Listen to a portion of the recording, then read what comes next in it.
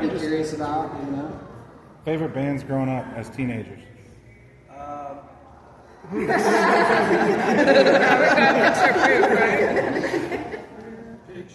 Teenager, probably like bounce between like Metallica and to like, you know, like No Effects and Strung Out and stuff like that. Face to Face. It's funny because I don't listen to Metallica's the only one out of that I still really listen to. You still listen to Effects. That's different. That's a playlist. It's not for me. That's for you. I am so stoked about this. I'm glad you like us. You have no idea how stoked I am about this, dude.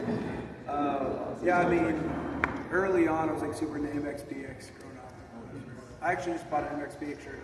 There's like a vintage shop right there. Yeah. And then, yeah, I guess getting more like Nirvana and Third Eye Blind, Jimmy. Outside of Anberlin, I loved all of Tooth and Nail Solid State, like Terminal,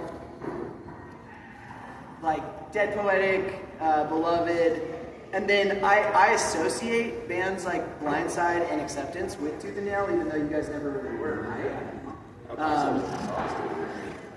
Blindside's first album was Tooth. Was Tooth and Nail? Okay, cool. But yeah, that was what I was raised on. You guys are all trying to put your It sticks perfectly. Mine doesn't, I don't have a space. This one's this. You have to lose I'll put it on the front. Yeah, keep it coming. What are you listening to now? I listen to a lot of lo-fi beats. The only music that I truly like enjoy anymore is music with no vocals. Kind of feels like most music, listening to most music feels like I'm going to work and clocking in. And that sucks, but it is true for me. Depends on the vibe. Yeah. So sometimes it's super extreme metal for me, and sometimes it's Bon Iver. Yeah. I got Dangerous Summer at the beginning of this tour, and then they dropped off, Spitalfield jumped off, and then they weren't going to come back from that era. And when they left, I got super into their stuff. I'd listened to them a little bit before, but I started jamming them. I'm pumped that they're back. I don't know if y'all know them, but They're very sick. yeah, they're playing like first. They're really good. Just I don't even know. like emo kings of Leon. Yeah, it's so good. Some of their songs are like unexpected. Like, holy shit, it just stands out. So, super into them. I really only listen to Bruce Springsteen. Yeah, It's not up kidding. and coming. Facts. It's not new, but it's a band I've listened to for a while. I've really only ever listened to one song or one album by him, but I started delving into all of Fugazi's entire discography from first album to the last. So that's kind of been my mission. I do that every few years. I'll just put every single album on my playlist and just play it without any skips, just to see what. It's a band I kind of like, but I know what other people's favorite bands like. I just want to listen to everything to find out why. Because like Jordan loves like Fugazi, like Conversation album, and I love Repeater. But there's like apparently a lot of good stuff that I didn't really listen to back in the day. So I feel like I need to start lying when it comes to this question. Fugazi, Bon Iver, that's like what I'm really into right now. otherwise, this playlist is my playlist. And I just love like early new wave stuff. The stuff that like dark wave stuff that led to goth and everything, or industrial. So. Do you guys get a say in the bands that you tour with, or you just kind of get stuck with whoever? Usually it's like presented to us, like a list of like, Like the the bands president of the will entertainment submit. industry will call us and say, you guys need to tour this band. It's called a submission list. So how it works is a booking agent will send out an email that is really widespread to almost like all the other agents in the industry, or at least ones that are correlated. And those agents will submit the bands that they represent that would like to be on the tour. And then you get this giant submission list. Or sometimes, like if your band has a, sometimes it's a smaller list. But like usually you'll get, the agent will get a list of like 300 bands and narrow it down to like 20 and be like, this is what makes the most sense. And then like on my other band's next headliner that starts like next month, our opener is Elijah, which is just this dude from my hometown that I believe in a lot. And so we tossed him on. But at the end of the day, like if we were to fight it, like we would choose. We would have full say in everybody that's on the board. Like, I mean, Copeland tonight, we've known them before, whatever. And when we were talking about doing this tour, our outlook was the same year, so we were like, let's see if they're interested. It was just like, and luckily they were, so. You toured with Foxy's and James one year, and that was like... That was 100% our choice. Those guys are insane live. They were telling me stories about them That was on one of my this tour, favorite. actually. I watched every single night. Oh, yeah. It was just a spectacle. I remember the first show on that tour was at Richmond National, and I'm sitting up in the balcony with Anthony Green, like watching the Count Foxes just like making their song. Damn, said Circle is up next, and he goes, "Am I supposed to follow that?" Walk away, like, Yeah, it's so good. it's a spectacle. It's so good. I saw you on that on your tour last year. What was your favorite venue? The Kansas City Theater here is awesome. It's such a rad venue. Like the dressing rooms are rad, and it's the name of it? Uptown? Uptown, yeah. That sounds awesome. We started out that venue. One of the first tours, or one of the first bands, like larger bands to take us on tour. We were months away from putting out Never Take Friendship Personal. For the year, we was on opening for the To Get Beauty tour, Women My Chemical Romance.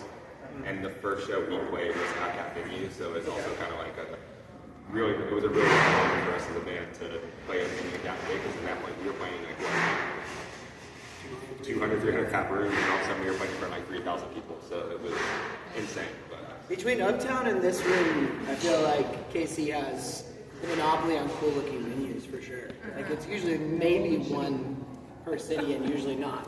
was El Toro down here? Yeah, it was actually the big tower. It's right below that big tower. That one's got cool there. I was just telling her that. Yeah, it used to be old skating. Yeah, the hot. The couple of times we ever played there, I just remember being the hot spot. It is. It was just like a big industrial OAC. Does that say it's firing the airsoft Yeah. into the big Yeah, it was shot on the stage. We have no memory of any city, honestly. Outside of music, what's each of your like favorite hobbies? If it's not music related, what do you like to do? Favorite hobbies? Yeah, just not nothing music related, just outside of music. Ride motorcycles. Yeah.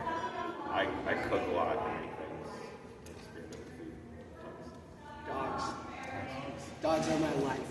Like What my, kind of my, dogs my do you two dogs, obviously, but any dog and every dog and videos on Instagram. It's like I really do believe that God gave us two hands to be able to pet two dogs. It's like my whole life. What kind of dogs do you have? I have we had a 15-year-old Yorkie that passed, and then now I have a Cavapoo and a Cockapoo. They're a year apart. They're best friends. It's so sick. Into coffee.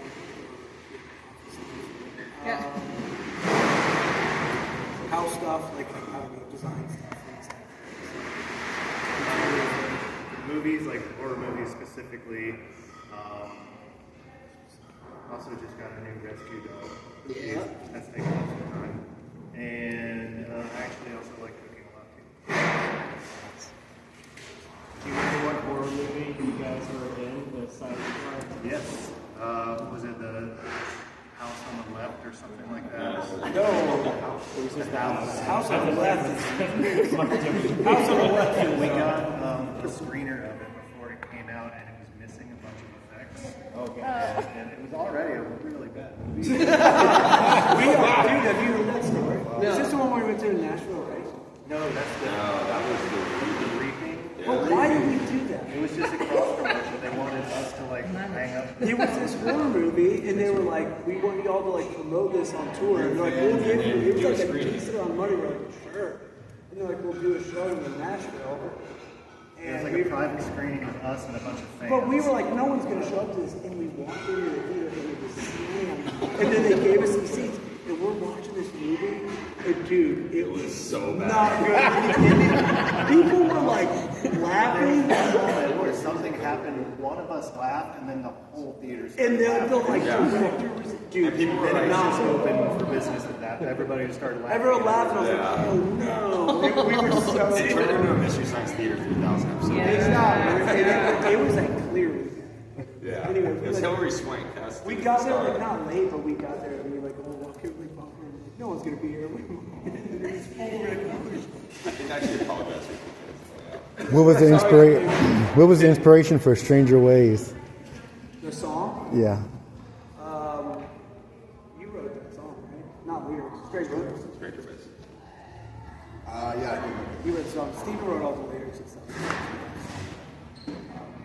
I usually go, or I used to go out to the Washington State coast. My buddy's family owns a motel out there. They converted one of the rooms into kind of like a condo. And literally like 99% of every song I've ever written for any band is out there. So it's wow. It's like easy to isolate. It's like I'll usually go in the winter, so it's just like pissing you. There's nothing to do. Nowhere to go. So it's yeah, Dion came out one time and we just wrote a bunch of loose talk songs. So he's got to hear me talk about it. So, yeah. Where is that at in the country? Ocean Shores. So sick. Washington State. Let's go there. Sounds like it. You guys are a good meet and greet. Yeah, good question. We usually have pretty quiet people. Deafening silence and you just staring at us. Makes it comfortable, right? Yeah. Super normal. Who's up? Yeah. I'm a really big Memphis Mayfire fan. I want to ask Anberlin, how do you guys feel? What new stuff has Maddie brought as a new member to the band? Yeah, guys.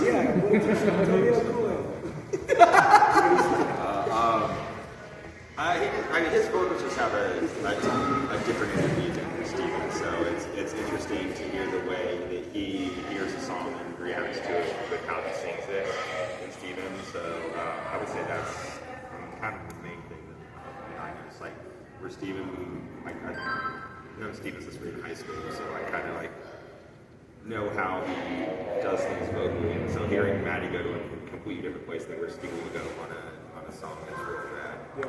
I'd say renewed motivation. Yeah. Maddie is for sure a productive person and pushes us to do better in that space because we can definitely be a little like, I'll get to it. So it's good. Things are coming together very quickly and we're really excited about everything moving forward. Yeah. So how do you? I mean, Steven didn't want to be here. Yeah. He suffered literally. So that lowers morale pretty low when you're doing something like this that's so special to all of us with someone that truly doesn't want to be there. Maddie's like 100% driven and just like that's such a positive and super I very much do want to be here. Yeah. To give it a spark that we haven't felt in a long time. There's just a lot of gratitude going both directions. You know, he'll say how excited he is and pumped he is to be here. You just feel the same way. So it's just like very encouraging. Healthy. It used to be pretty depressing on the bus. Yeah, it would. This is a whole new world. Slowly but surely getting them to do takes out. Yeah. Awesome. Keep coming. So you said you're a big Anberlin fan growing up. So obviously any music you listen to, I'm sure for all you guys, I know for me personally, but when I listen to a song and you're singing that song and you're singing along with that song, you're emulating what you're saying, but you're mentioning how he makes it his own. So how, growing up being a fan and singing along with songs and somewhat mimicking, I guess you could say, and then being responsible for singing them on your own, what takes place that allows you to make that your own and completely somewhat change, I guess, the inflections So on like different because words? I was an Anberlin fan, why don't I write like Steven wrote? Is that what you're saying? No, I'm just saying when you sing the songs that Steven wrote Yeah. and you put yourself into it and sing them differently, like when you were growing up, did you always sing them differently, or is that something that you were able to transition into singing for them? Yeah, I think that a lot of, I guess, like, my style, and I don't even know if I would call it style, but just like the way that things happen when I try something or whatever, is stuff that I was born with, like just kind of, or maybe even like the vernacular of like where I grew up and how people say things. Like one of the biggest difference between me and Steven is that I pronunciate everything. Even my breaths are like very pronunciated, right? So, and I think there's a big like part of the Northwest in that, you know, just like West Coast, Northwest in general is more pronunciation. And then, you know, like I sounded a certain way when Memphis started, and then I've just grown over the years, and my voice has naturally changed over the years. I don't know. All I know is like, for me, a song is not worth writing unless you sit down and feel like something is supposed to be said over this music, right? Like, this is making me feel X. And if it's not making you feel anything, then you're like, you probably shouldn't write this song. This is not going to do anything for anybody, right? And a lot of times, I hope, and a lot of times it comes true, is the very first time that I listen to an instrumental, I hear what the chorus should be, according to me. Like just whatever my brain sings back to me is like, well, that's apparently what I wanted to hear. So, it's very, writing for me, that's a very natural process. Nothing ever feels forced, or it gets tossed. So, first album I listened to was Friendship, and I wore that thing out. What made you guys re-release Feel Good Drag on another album? I've always wondered. So, you mean when we put it on New Surrender? Yes. Oh, yeah. Well, we were kind of crunched for time a little bit toward the end of doing Friendship. We were in Seattle with Aaron Sprinkle, and there were two songs that musically we had fully tracked, which was Audrey, Start the Revolution, and Feel Good Drag, that Steven hadn't written anything to yet. And so our time was kind of up in the sense of Sprinkle had something else lined up right after that, so we had to go home. I think we had to wait a week or two, and then Steven had to fly back to Seattle to finish those two songs. And so we hadn't even heard them, and so I think maybe the newness of it, we kind of ended up putting it later in the track listing, and we thought it never really got the attention that it deserved. So when we went in to do New Surrender, we actually recorded it to be a B-side, like an extra, little special thing on a single or something for everyone. But Universal heard it and they were like, no, this is going on the record. And then they're like, this should be the first single. And no, this is the first single. Okay. And we always loved that song, so it was Well, that's easy the for one I us. heard that could get the most radio. Like, Yeah. that's the one that kind of screamed. 100%, yeah. But it was a good idea to put it on. It was probably Two Graves. Why did you write that song? What's that? Two Graves. What was that? The inspiration for that?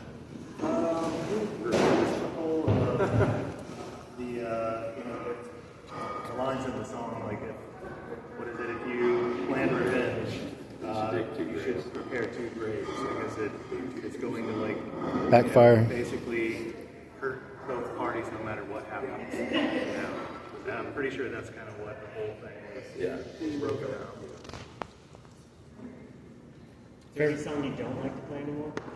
Feel Good Drag. No, I'm just kidding. I still love playing that song. That's still one of my favorites. Burn Out Brian.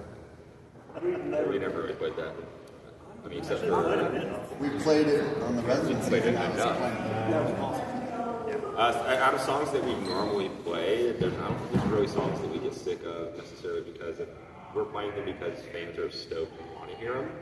So it excites us to get that vibe from the crowd. So even if it's not like a song that I technically love, I just love seeing the crowd being super stoked on the song. And Maddie's rhythm is very good, so it makes all the songs really fun. You have songs you like to cover, just in a jam session? Like, do you have one that you like to play? Something yours that? They usually play 2 times speed punk versions of our own songs. Yeah. You gonna do that live one night, just for the fun of It it? sounds terrible. Who cares? Like, never take Friendship personal. Soundcheck every day is like, it's like this big mess. We do like a Motorhead version of Never Take Friendship. That's great. Throw a caveat out there before you do it. Do it on stage. Be like, we don't care if you like it. This is what we like to jam to. Yeah. It would be very shocking if the first song we started. Dude, everyone's like, What? what? You should totally do that. Just singing. That's crazy. Then you can do the whole Michael J. Fox from Back to the Future. Like, I guess you guys aren't ready for that yet. Our trivia question came up the other day. Do you know the name of his band in that movie?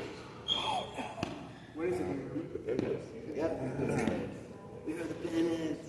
What is that song that you sing at Soundcheck? Baby, baby, whatever that is. There's a Keith Sweat one, or there's the song by Next, Too Close. Yeah, that every 12-year-old kid listened to and didn't pay attention to the lyrics and neither did their parents when they were driving. Yeah. I said that was going to be my first dance in my life.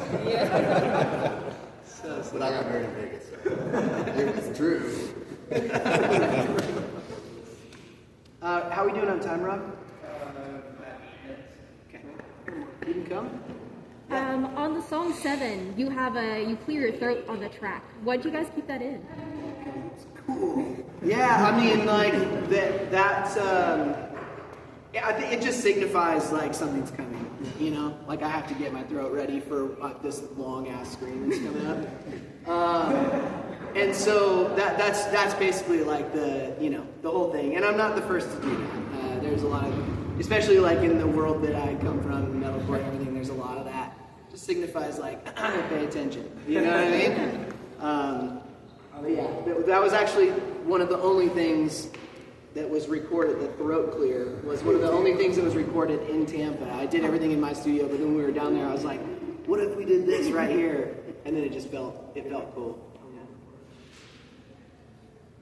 You guys ride around the bus all day. What do you do when you get here?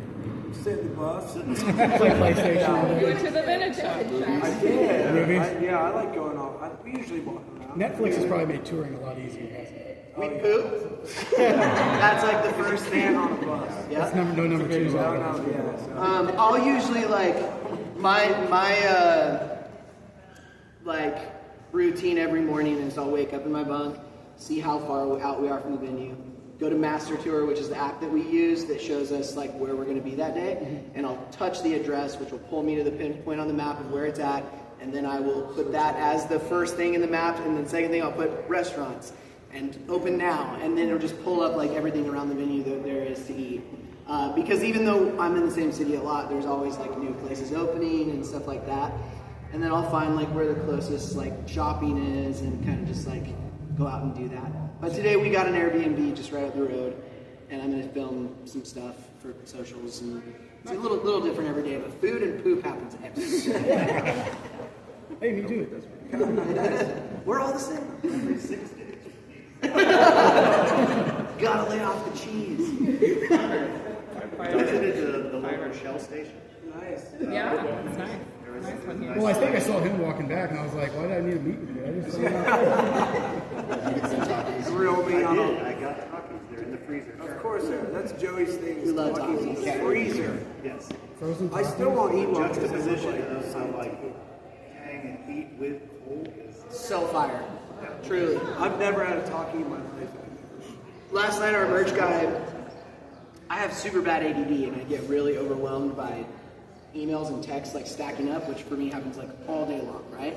And for whatever reason, my ADHD is the calmest at like 11 p.m. or midnight.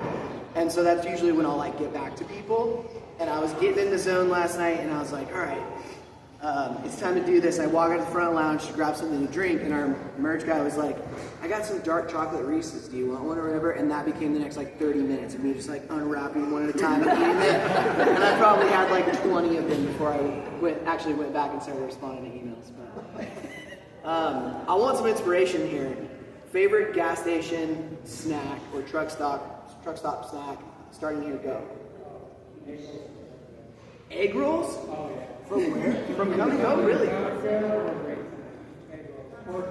This is exactly why I wanted to do this. Okay, I will be purchasing. Go. What was that? Combos. Combos? Nice. Which is like classic. Like pizza's like always like. So sick. Go. Yes. Breakfast Pizza. pizza. Casey's Pizza. Breakfast pizza, taco pizza. If you end up in Iowa, there never. Oh no, it's amazing. Yeah. Okay, so we can't fit a tour bus at a gas station. We have to go to truck stops. So think more like Universal. Because I would love to try Casey's Pizza, but we won't end up with one. You can actually order it. What about you, dude? They deliver it to you. Taquitos? Yeah. Southwest chicken taquitos, my jam. 7 a.m. all open. Absolutely. All right, go. I was gonna say I had it today. Orange creamsicle ghost energy drink. It's probably Oh, really? I've seen those, but I've never tried them. It's good. It's pretty fire. Don't get C4 because the beta alanine will make your face tingle. Don't get that. I usually don't drink things I can't. It's an energy drink, but yeah, Anything named after explosives. Yeah, I was about to say. We were just watching Rush Hour. I can't. Or no. Energy drink shit, I go straight to the tank. Yes, Mine is the giant dill pickles. Oh, nice. Like in the back. Really? I've never had the one in the back. They're delicious. You also get pickled eggs. I did do that days ago. That's true. Okay. Go. Any beef jerky, beef singing, like, that's always my go-to. Always. Do you follow me on Instagram? No. That's not a trick question. It's okay. If you, No. The other day. Are you a beef jerky connoisseur? No. Well, I would love to be, but we were at a pilot the other morning, and I walked in. I was like, oh, beef jerky, that would be fun, or whatever. And I saw like the little tube of jerky that has like maybe 10 like slices in it. It was $67. Yeah, beef jerky is ridiculous. It's like, all ridiculous. Yeah. Dry beef is making me feel poor. Yeah, so in addition, the caveat is like deals on like beef jerky. Like if you look at it and you're like, that's just too good of a price not to pass up. Yeah. Yeah, I'll even go with it. No, I mean everything like to your point is like $12 or $15 a bag. So like I go for like some unique brands. One thing we haven't done, because we bring a Traeger with us on tour. One thing we haven't done is jerky. We just need like a 5-hour chunk, and we should do that. You bring a Traeger. Because that's cheap. You just buy a top round and slice it up. You should get take and bake pizza and throw it on a Traeger. Ooh, that's telling you right Papa now, Murphy's. delicious. That's a great idea. We could also give them those gluten pizza, but it's super easy. Actually, I have an You need insert. propane for those. I would want Really? Yes, you can. Casey's. Yeah. This is a fire meet and greet. Go. Roller dogs. Roller dogs. All right. I love I it. think Joey and I survived on Circle K 2-for-1 roller dog. Pretty much like our later teen years. Like, So sick. Go. I like just the little 6-packs of little donuts. I like the chocolate ones. Yeah. I get the bags. Fire. Go. V8 sparkling energy. Pineapple V8? orange. Like the tomato juice? No, it's pineapple orange. But it's V8 pineapple orange. It's V8, yeah. And it's an energy drink? Yeah, it's got green tea extract in it. So I'm gonna go buy one. It's not like overpowering. Yeah, that's great. Yeah. Don't get the flat one. Okay. Taquitos or extra toasty cheeses. Ooh. So we, you can get white cheddar Cheez-Its, a packet of dry ranch seasoning, some olive oil, and some fresh chopped dill. Mix it all together and then smoke the Cheez-Its. Put them on a smoker if you have a smoker, or you can even do them in the oven or whatever. But because the olive oil, they get even more crispy. The dill is just like to taste, and then the ranch seasoning, it just like brings the whole thing to life. Yeah. And so, and you smoke it at like 160 for like an hour. Just like stir them up a little bit. Awesome snack. Even like the next day, they're still awesome. I couldn't stop. Did you freeze them? Great. Go. Whatchamacallit chocolate bar? Or Yes. Nice. Fire. Yeah, we love Buc-ee's. Have you had the brisket breakfast tacos? They're great. So good. The ones we got. Yeah, so good. All right, I'm inspired now. See where we end up tomorrow morning. I'll get something. After shows pizza from Casey's. Yeah, I'm telling you, DoorDash. They DoorDash. Okay. They're all over the Midwest. You can't, like, It's going to happen. they're right next to Dollar General. Right next to Dollar General. There's a Dollar General, there's a community. They flourish on rural She America. said no gas stations you can't get an RV in. I had the blueberry pancake sausage rollers from Quick Trip. If you can do it, go there. Blueberry pancake sausage Actually, roll. there's a truck stop Quick Trip over off 29 Highway. That's going to be my new vocal warm-up. Blueberry pancake sausage. Unique New York. Any other last minute before we bounce? You guys are awesome. Great to meet you. Thank you. Thank you. Have fun tonight. So now, yeah, just head over to the merch booth. They'll have our shirt for you. Venue will let you go to your car and drop your stuff off and come back. So, with your limit, it's not an in and out all night. So do it now, or else you gotta get back in. But yeah.